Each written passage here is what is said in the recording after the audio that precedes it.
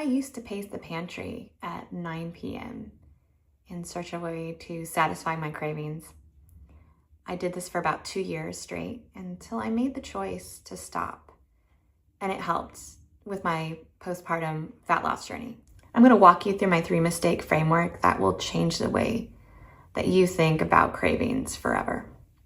The first mistake is one that nobody talks about because it sounds too simple to actually work. You're sitting there at 3 in the afternoon, suddenly you feel like you need chocolate chips or something crunchy and salty right now. Your body's screaming at you and it feels like genuine hunger, even though you just ate lunch about 2 hours ago. Here's what is actually happening. If you do not hydrate your body, it can send misleading signals that can feel identical to hunger.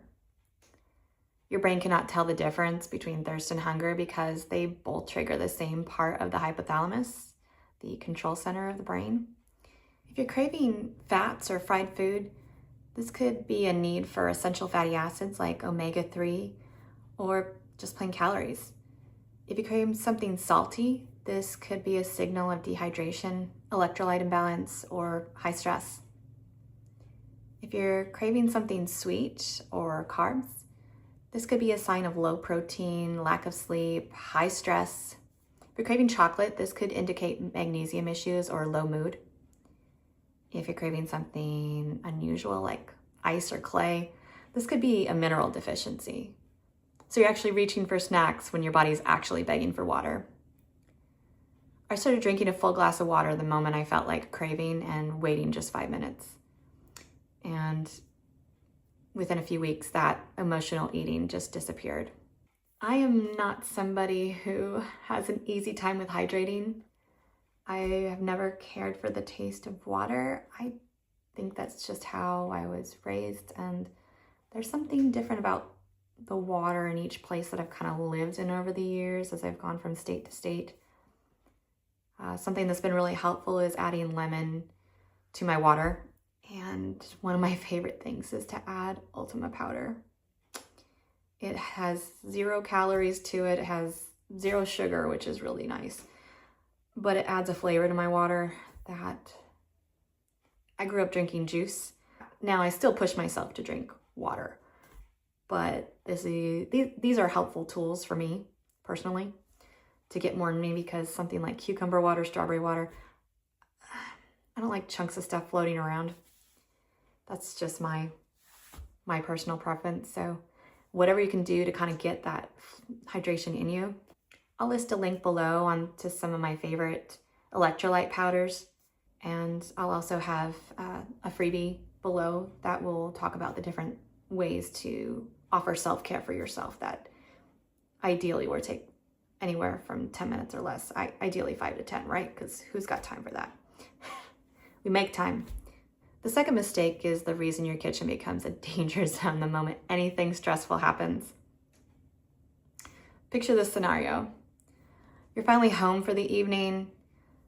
Your toddler just spilled something wet all over the floor. You have a ton of emails from work. You haven't eaten since lunch. You walk into the kitchen and your brain just goes into survival mode. You may grab whatever is handy, and that means impulse takes over. There's no pause button between stress and the hand reaching into the pantry. So meal prepping is not about being perfect or some perfect Instagram mom with matching containers. It's about having something ready so your stressed out brain does not get to make that decision. I made sure to include lots of veggies and fruits and minimal processed foods that were satisfying. And my taste buds adapted over the weeks. I picked one day for chopping vegetables and portioning out rice and soy curls and stuff and putting meals together. So when chaos hit, which it does, I had something to grab that did not send me into a shame spiral like 30 minutes later. And a decision was already made. One less decision to make. The third mistake is one that made me cry for years. Imagine you're running on empty every single day.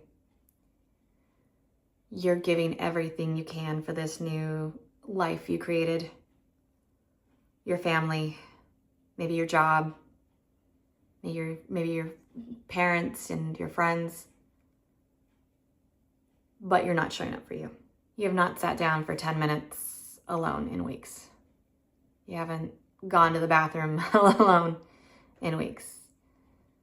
And here's the truth that nobody wants to say out loud. Not taking time for self-care and basic hygiene is not a badge of honor. It sure feels like it. You know, I gave it everything. I gave it my all. Like I'm just giving. You're pouring from an empty cup. Like I was pouring from an empty cup. And it was a straight line to the pantry. When you don't feel like a human being, when you don't value your own worth, personally, I felt like a milk machine. I felt like I lost my identity along the way. Somewhere in there was, I was a mom now, and the other parts of me just seemed to disappear in that time. And I was struggling to figure out who I was outside of being a mom. If you told me that years before, I would have thought somebody was crazy. That no way would that be me. When you do not feel like a human being, you start to use food to feel something. I personally struggled with something as basic as showering or getting dressed, which is pretty humbling to say. I started with the smallest possible thing though.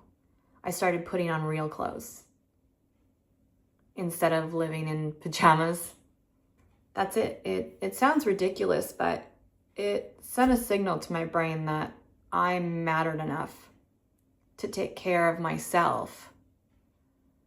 And I occasionally treated myself to things like pre-made sandwiches from our local store to fuel my body because I mattered. I liked getting these sandwiches that were packed with protein and veggies, and it made me feel better. There was something about it that was very nutritious, rather than grabbing something that I knew would make me feel heavy or yucky later. So then I started showering twice a week. It sounds so gross to say. As somebody who used to shower like me, I don't know, probably every day when I was in the gym. Or every other day. But to be humbled down to once a week was really hard.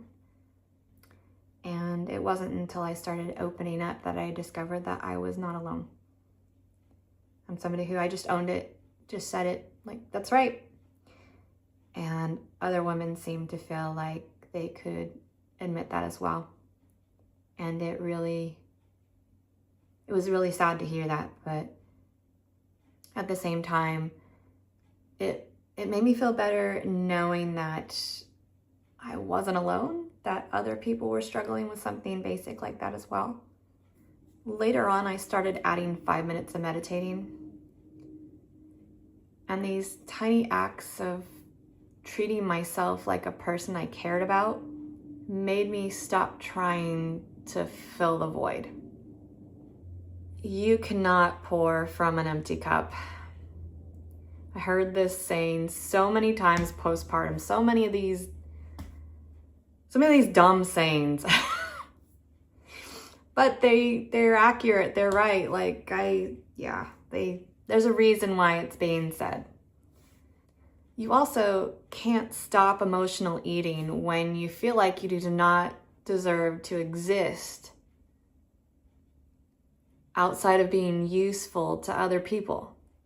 You don't need another diet plan. You don't need another fad diet.